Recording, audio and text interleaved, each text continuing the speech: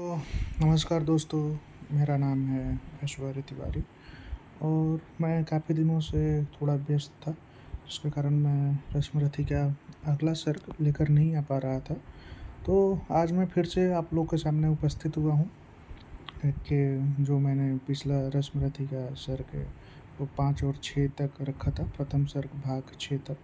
आज मैं भाग 7 से आगे उसके सामने प्रस्तुत करने जा रहा हूँ। मैं थोड़ा-सा रिकैप ज़रूर करूँगा कि पिछले पृष्ठ में हम लोगों ने क्या देखा था। एक्चुअली पिछले पृष्ठ तक अर्जुन और सारे पांडवों और कौरवों का रंगमंच का कार्यक्रम चल रहा था। जिसमें जब अर्जुन रंगमंच कर रहे थे तब अचानक अंगराज करना पड़े और दुर्योधन ने दोस्त बना लिया था अपने उनको अंगराज का राज ऑफ़र किया था, प्रस्तुति दिया था। तो अब जो अंतिम में वो द्रोणाचार्य हैं, वो अर्जुन को अकेले लेके चलते हैं और आइए देखते हैं क्या कहते हैं द्रोणाचार्य आगे। तो द्रोणाचार्य कहते हैं कि घेर खड़े हो गए कर्ण को मुदित मुग्ध पुरवासी, होते ही हैं लोग सुरता पूजन के अभिलाषी। चाहे जो भी कहे द्वेष ईर्ष्या मिथ्या अभिमान, जनता निज आराध्य वीर को कर लेती पहचान।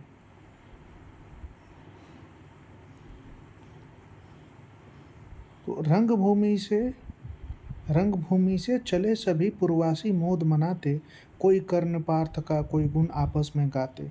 सबसे अलग चले अर्जुन को लिए हुए गुरु द्रोण, कहते हुए पार्थ पहुंचा यह राहु नया फिर कौन। तो यहाँ से अर्जुन को लेकर चलते हैं गुरु द्रोणाचार्य जी ने। अब देखते हैं आगे क्या प्रस्तुत करते हैं। तो हम आपके सामने प्रस्तुत कर रहे हैं। जन्मे नहीं जगत में अर्जुन, कोई प्रतिबल तेरा, टंगा रहा है ये एक इसी पर ध्यान आज तक मेरा।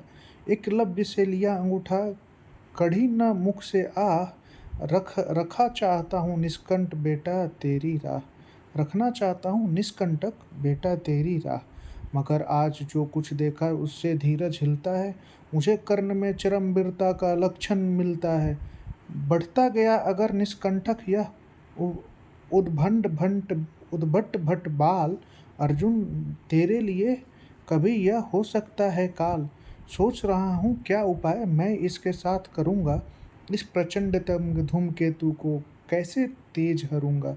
शिष्य बनाऊँगा न कर्ण को यह निश्चित है बात, रखना ध्यान विकट प्रतिभट का, पर तू भी हे तात। रंगभूमि से लिए कर्ण को कौरव शंख बजाते, चले झूमते हुए खुशी में गाते मौज मनाते। कंचन के युग शैल शिखर पर सम सुगठित सुघर सुवर्ण, गल बाही दे चले परस्पर दुर्योधन और कर्ण। बड़ी तृप्ति के साथ सूर्य शीतल अस्ताचल पर से चूम रहे थे अंग पुर्त का शिग्न सुकोमल कर से। आज न था प्रिय उन्हें दिवस का समय सिद्ध अवसान, विरम गया क्षण एक क्षितिज पर गति को छोड़ विमान। और होए रनिवास चला वापस जब राजभवन को, सबके पीछे चली एक विकला मसोसती मन को। उजड़ गए हैं स्वप्न की जैसे हार गई हो दांव, नहीं उठाए भी उठ पाते थे कुंती के पांव। शीतल विरल एक कानन शोभित अधिकता के ऊपर, कहीं उत्स प्रवस्वन चमकते झरते कहीं शुभ निर्झर।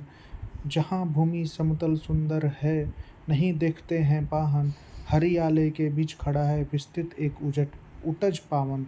आस पास कुछ कटे हुए पीले धन खेत सुहाते हैं, सशक मुंह से गिल हरी कबूतर घुम घुम कन खाते हैं। कुछ तनिद्रल अलसित बैठे हैं, कुछ करते सीसू का लेहन, कुछ खाते साकाल्य दिखते बड़े तृष्टु सारे को धन। हवन अग्नि बुझ कर चुकी गंध से वायु अभी पर माती है, भिनी भिनी महक प्राण में मादकाता पहुँचाती है। धूम धूम चर्चित लगते हैं तरु के श्याम छदन, कैसे छपक रहे हों शिशु के अलसित कजरारे लोचन जैसे। बैठे हुए सुखद आतप में मृग रोम मंथन करते हैं, वन के जीव विवर से बाहर हो विश्ववध विचरते हैं। सूख रहे चीवर रसाल की नन्ही झुकी टहनियों पर, नीचे बिखरे पड़े हुए हैं इंगुद से चिकने पत्थर। अजीन दर्भ पलाश कमंडनु एक ओर तप के साधन, एक ओर है टंगे धनुष तुनीर तीर बरसे भीषण।